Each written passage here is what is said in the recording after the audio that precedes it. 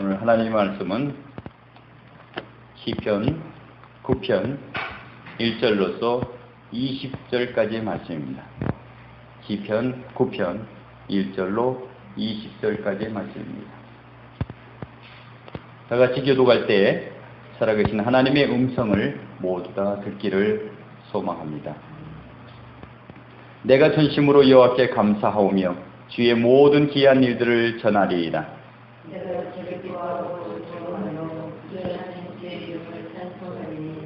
내 원수들이 물러갈 때에 주 앞에서 넘어져 망함이니이다.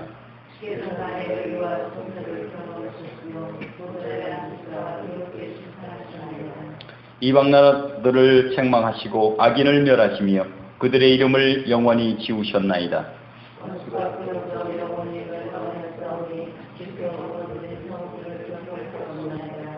여호와께서 영원히 앉으시며 심판을 위하여 보좌를 준비하셨도다.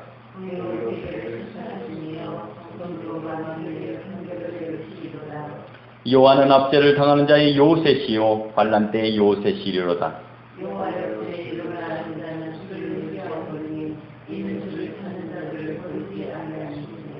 너희는 시온에 계신 여호와를 찬송하며 그의 행사를 백성 중에 선포할지어다.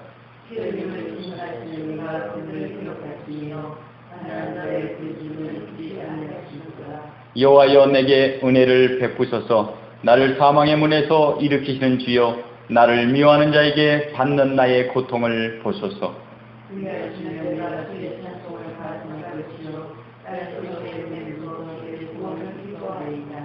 이방 나라들은 자기가 판 웅덩이에 빠지며 자기가 숨긴 그물에 자기 발이 걸렸도다.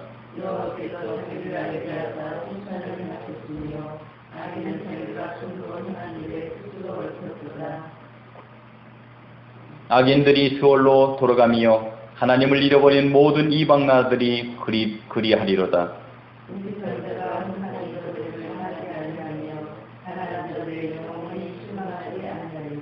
여호와여 일어나사 인생으로 승리를 얻지 못하게 하시며 이방 나라들이 주 앞에서 심판을 받게 하소서. 여호와여 그들을 두렵게 하시며 이방 나라들이 자기는 인생일 뿐인 줄 알게 하소서. 셀라. 아멘. 오늘 우리 시편을 보면서 7편에 보면 우리가 최악의 순간에 악인들이 쫓기고 있지만 하나님 안으로 피하게 되면 최악의 순간에서 최선의 순간으로 바뀌어 주신다고 하나님께서 말씀하셨습니다. 8절에서는 어저께 여호와 우리 주여 주의 이름이 온 땅에 어찌 그리 아름다운지요 하면서 1절과 9절을 통해서 하나님께 감탄을 드리고 경탄을 하며 그것을 만족으로 끝내는 하나님께서 말씀하신 것을 우리는 들었습니다. 오늘도 감사와 기쁨이 그 풍성함 속에서 한 발 한 발 오늘 하루가 되기를 주의 이름으로 축복합니다. 시편의 다윗도 감사와 기쁨의 여건이 아님에도 불구하고 그 고백을 하나님께 드리고 있습니다. 1절을 보죠. 내가 전심으로 여호와께 감사하오며 주의 모든 귀한 일들을 전하리이다. 전심으로 하나님께 감사한다는 고백을 시작합니다. 2절 보죠. 내가 주를 기뻐하고 즐거워하며 지존하신 주의 이름을 찬송하리니. 감사와 기쁨, 즐거움이 가득한 찬송을 시작합니다. 다윗은 어떻게 이와 같은 고백을 할 수 있겠습니까? 어떤 이유 때문에 이런 감사와 기쁨을 고백할 수 있을까요? 그 답이 3절에서 6절에 나옵니다. 내 원수들이 물러갈 때에 주 앞에서 넘어져 망함이니 주께서 나의 의와 송사를 변호하였으며 보좌에 앉으사 의롭게 심판하셨나이다. 이방 나라들을 책망하시고 악인을 멸하시며 그들의 이름을 영원히 지우셨나이다. 원수가 끊어져 영원히 멸망하였사오니 주께서 무너뜨린 성읍들을 기억할 수 없나이다. 아멘. 오늘 본문을 보면 법정 용어들이 나옵니다. 송사, 변호, 의로운 심판이 나오죠. 다윗이 감사와 기쁨을 고백하는 것은 하나님의 의로운 심판이 있기 때문에 그렇다는 것입니다. 여러분은 의로운 심판으로 감사와 기쁨을 경험하고 있습니까? 아니면 지금의 어려운 상황과 조건 때문에 안타까워하고 아쉬움과 나에게 좀 더 잘해주시지 하며 바라지는 않고 있습니까? 다윗은 하나님의 의로운 심판을 바라보며 찬양하고 있습니다. 하나님께서 심판하시는 것을 날마다 찬양하십시오. 내가 죄를 범했을지라도 하나님의 의로운 심판으로 회개하고 올바른 삶으로 돌아올 수 있음에 감사하시기 바랍니다. 우리가 손으로 더러운 것을 만질 수 있는 것은 그 손을 씻으면 깨끗해진다는 확신이 있기 때문입니다. 그런데 그 확신이 없다면 우리는 만지지도 않을 것이고, 만약에 만진다면 장갑을 끼고 만질 것입니다. 하지만 우리가 할 수 있는 이유를 기억해 보십시오. 우리가 죄로 인하여 낭망하고 절망하고 심지어는 자살할 수도 있지만 그것을 행하지 않는 근거는 하나님께서 날마다 의로운 심판을 하시기 때문입니다. 이제는 하나님의 의로운 심판을 두려워하지 마십시오. 즉 나를 정결케 하는 방책으로 사용하시기 바랍니다. 그것이 하나님께서 베풀어 주신 안전장치임을 기억하시기 바랍니다. 오늘 우리에게 주신 하나님의 복이라는 것을 기억하십시오. 하나님께서 의로운 심판을 할 때 누릴 수 있는 지혜로운 자의 태도가 될 줄 믿습니다. 우리는 그럴 때 기뻐하고 감사하게 되고 하나님을 높이게 된다는 것이죠.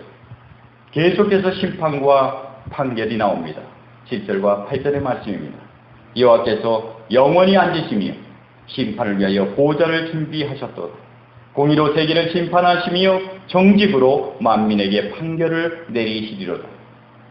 정직과 공의로 심판하시는 하나님을 찬양해야 할 것입니다. 모든 사람 앞에 그분을 자랑해야 할 것입니다. 9절과 10절에 이렇게 말씀합니다.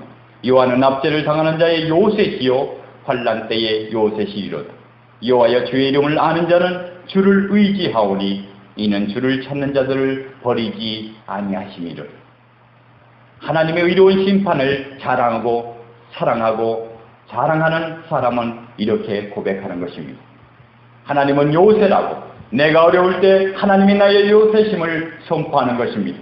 오늘도 기쁨과 감사로 고백하십시오. 아니 내가 어렵고 고통의 상태일지라도 하나님은 나의 요새시며 한성이라고 고백하는 우리가 되기를 바랍니다. 하나님을 안다는 것, 알고 찾는다는 것이 얼마나 귀한지 모르는 것입니다. 시편을 계속 상고하면서 선포하라고 말씀드렸습니다. 날마다 하나님을 선포하시고 자랑하시기 바랍니다. 11절입니다. 너희는 시온에 계신 여호와를 찬양하며 그의 행사를 백성 중에 선포할지어다. 아멘. 그 행사를 선포하라고 하십니다. 우리는 예수 그리스도의 증인으로 이곳에 있음을 기억해야 합니다. 우리가 하나님의 나라와 그의 일을 증거하기 위해 다니는 것 같이 예수님처럼 그런 증인이 되어야 하는 것입니다. 12절입니다. 피 흘림을 신문하시는 이가 그들을 기억하시며 가난한 자의 부르짖음을 잊지 아니하시도다. 하나님은 하나하나 기억하고 잊지 않으신다는 것입니다. 하나님의 특징은 기억하고 잊지 않는다는 것입니다. 15절을 보시죠. 이방 나라들은 자기가 판 웅덩이에 빠지며 자기가 숨긴 그물에 자기 발이 걸렸도다. 17절 악인들이 수홀로 올라가며 하나님을 잃어버린 모든 이방 나라들이 그리하리로다. 본문의 내용을 관심 있게 상고해야 합니다. 판 웅덩이, 숨긴 그물, 바로 자기 외에 다른 사람을 정죄하고 질책하고 흔들어 놓기 위한 방법이라는 것입니다. 그런데 그것이 하나도 쓸모가 없어진다는 것이죠. 하나님은 정확하신 분이시기 때문에 나쁜 의도로 판 웅덩이, 숨긴 그물에 그 스스로가 걸려서 넘어진다는 것입니다. 하나님은 하나님을 잃어버린 모든 열방에 그렇게 하겠다고 말씀하십니다. 하나님의 모든 열방, 여러분의 이름이, 저의 이름이 들어가지 않기를 바랍니다. 하나님을 잊는 것을 습관적으로 생각하지 마십시오. 잃어버리는 것이 우리의 실수가 될 수는 있습니다. 하지만 우리의 습관이 되지 않기를 바랍니다. 하나님을 항상 기억하고 나아가는 저와 여러분이 되시기를 바랍니다. 오늘 본문 마지막 부분은 우리가 인생일 뿐임을 알게 해달라는 시편 기자의 고백이 있습니다. 이렇게 기도했으면 좋겠습니다. 나는 인생입니다. 내 인생이 하나님을 넘어서서 승리하지 않게 하게 하여 주시옵소서. 우리가 그렇게 기도하는 오늘 하루가 되길 주의 이름으로 축복합니다. 기도하겠습니다. 하나님, 감사를 드립니다. 날마다 감사와 기쁨으로 하루하루 시작하게 하시고 그 이유가 하나님의 의로운 심판이 있음으로 인하여 감사하게 하여 주시옵소서. 오직 하나님께만 영광 돌리기를 소망합니다. 예수님의